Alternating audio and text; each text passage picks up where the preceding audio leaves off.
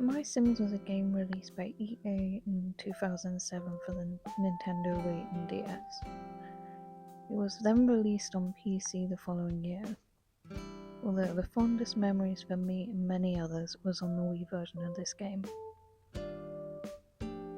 It was then repackaged as part of a Cozy bundle along with My Sims Kingdom on the Switch in 2025.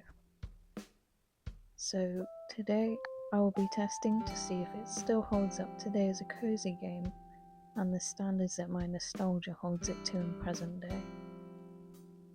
Our journey begins with me in Meeville, and the mayor talks about how vibrant our town used to be, but how it is now a shell of what it once was. And honestly, this looks like a utopia. There's flowers and trees everywhere, and sure, there's a lack of houses, but besides that, I was shocked to hear that this was the mayor's version of rundown. This is what you call rundown. This is rundown.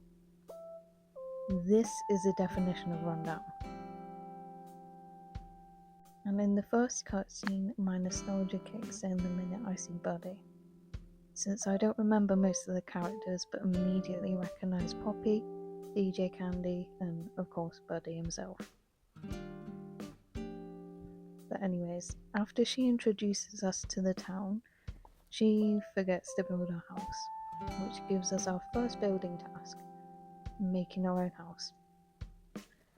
I decide to build a mansion thing that will perfectly encapsulate Meeville. As from doing so, I ran into my first few things that irked me about the Switch version of this game. It takes some getting used to, because intuitively you'd assume that you'd be using the left Joy-Con to select and move things around. However, for some reason, with My Sims it's the opposite, and you use the right Joy-Con most of the time, only using the left to flip the direction of objects. There were so many times where I was accidentally trying to select with the wrong Joy-Con, because it feels like that thing everyone tried to do in school, where they try to pat their head and rub their tummy at the same time. But I got the hang of it eventually.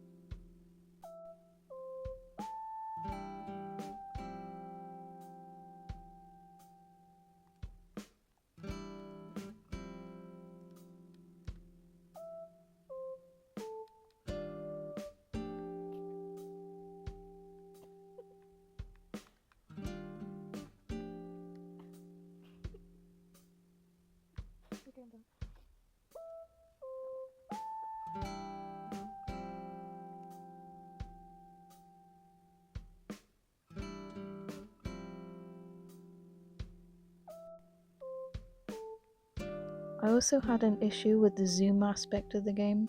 To be fair, that could just be me not knowing what I was doing.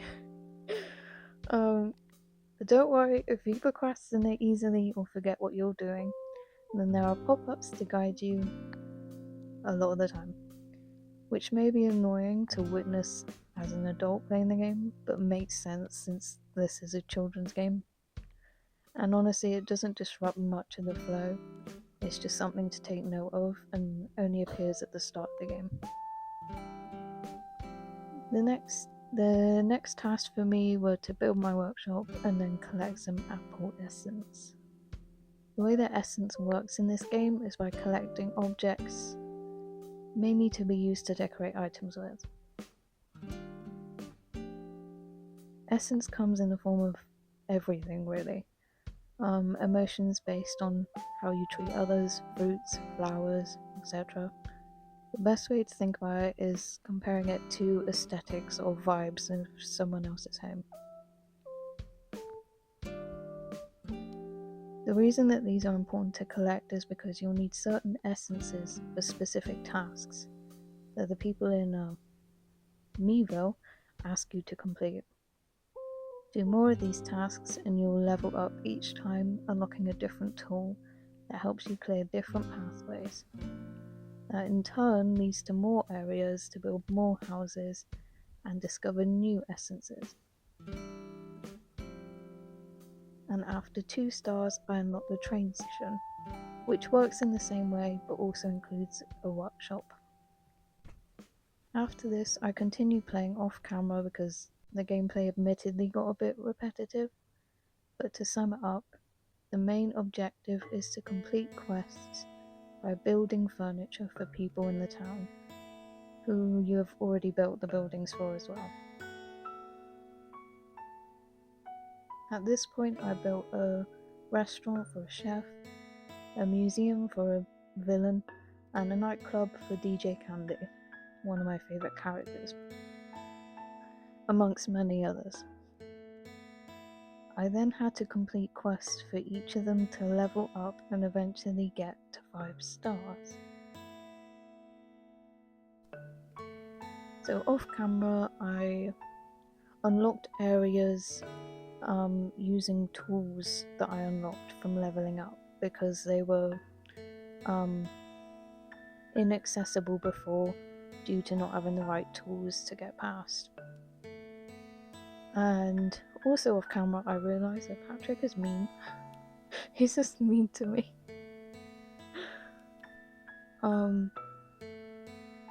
But a part of the game that I discovered off camera that I really liked was fishing and metal detecting, but it's called Prospect in the game. So these parts of the game I find are simple, relaxing, and help you to collect essences unique to each area. Since each area you fish or dig in will give you different essences. I really like this part of the game since it helps you to kind of shut off your mind. It's very easy, repetitive, but it's not boring. I just find it visually quite relaxing. And yeah, the graphics aren't revolutionary, but they are really cute. I really like the graphics in this game, they're so cute. Which in turn answers my question. Is this a cozy game? Yes, I think it is. But once you've gotten used to the controls, it is. Because once you've gotten used to the controls and the bullying from Patrick, it makes a really relaxing game. Is it as good as my nostalgia remembers? Honestly, there's a lot more to the game than I initially remember. I don't remember having the option to build as much as I could when I revisited the game. So in some ways, yes. The characters were a bit hit and miss, to say the least, but I think it's still a relaxing game to play, especially if, if you're playing on your Switch for a short amount of time and you're sort of playing it as you go along. Sort of like the same way how people play Animal Crossing, where you normally, the average person wouldn't play it for hours and hours at a time. They play it for an hour and then come back the next day, play it for an hour, and so on. It's basically a game where it sort of builds on top of itself with small amounts of progress to get the most out of it. But in the second part of this, I'll be talking about the second half of the bundle, which, as a kid, I actually played a lot more than The Sims, so I have a whole lot more nostalgia towards it, and that is My Sims Kingdom.